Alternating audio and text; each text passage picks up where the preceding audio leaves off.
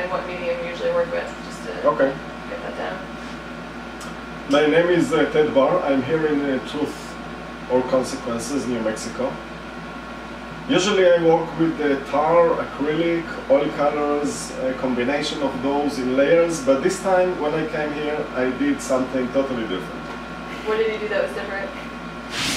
I started to read about the Native Americans, about people that lived here. The tribes that lived here were the Apache tribes, Lipan tribes in this area of New Mexico, Arizona, Texas.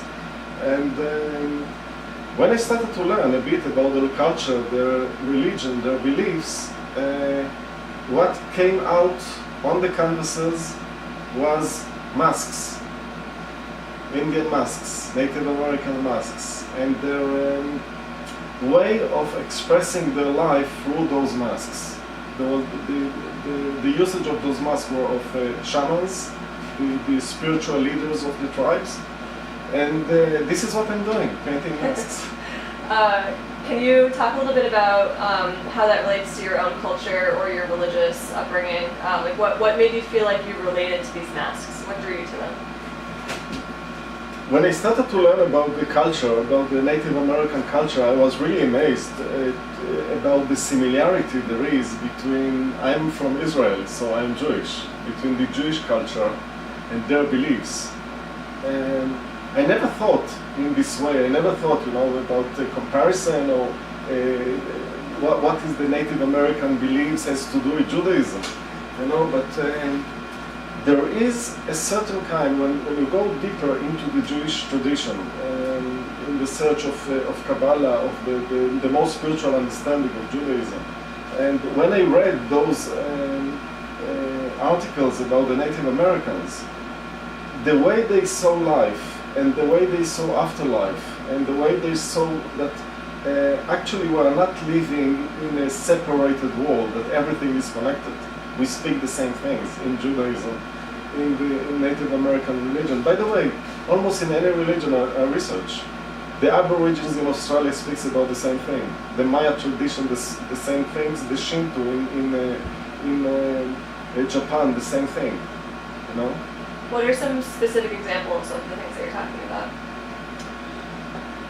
For example, in the Buddhist tradition, they don't say the man died. They don't use those terms as death.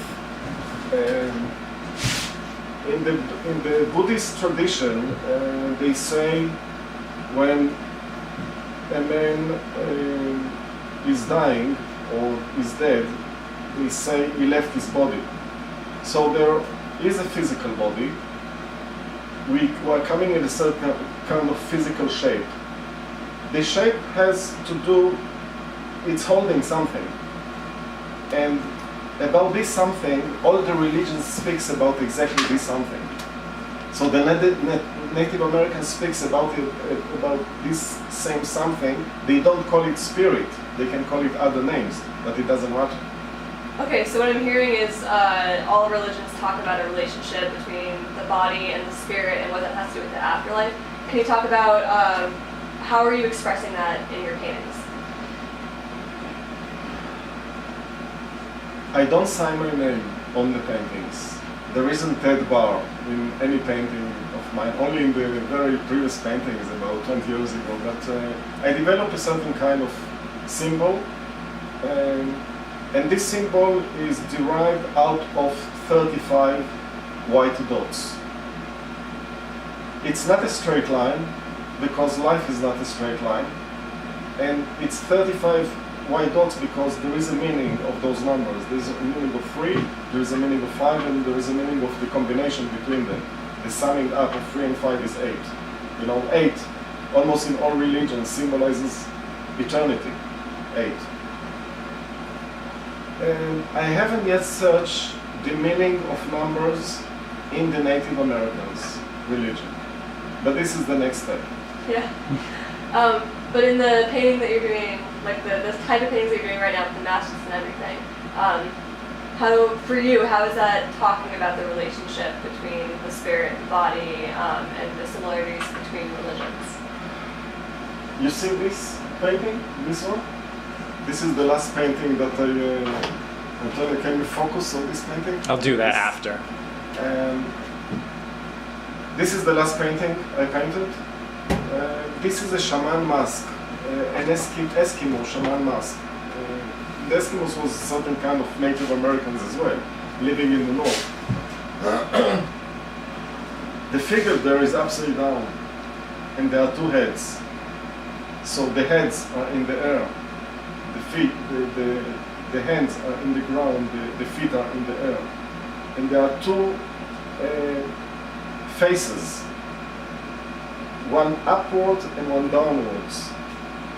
The Indians in Native American religion, they speak about the upper world and the downworld, the underworld. And we are living in the now, between those worlds. We are living between the upper and the underworld. What shaman forces are doing, and by the way, the Native Americans believed in attracting forces from nature, because everything has its own force. A tree has its force, a pigeon has its force, a lion has its force. And they attracted those forces naturally. And they have a certain kind of rituals of attracting those forces. All those dances, the shamanic dances, are attracting natural forces to human body. So in this painting, it's the struggle and the duality of human life between the upper world and the underworld. And we are stuck in the middle, you know? It is our choice to what direction to go. Nice. Okay, I'm going to Can switch you gears. pause for just a second? Yes.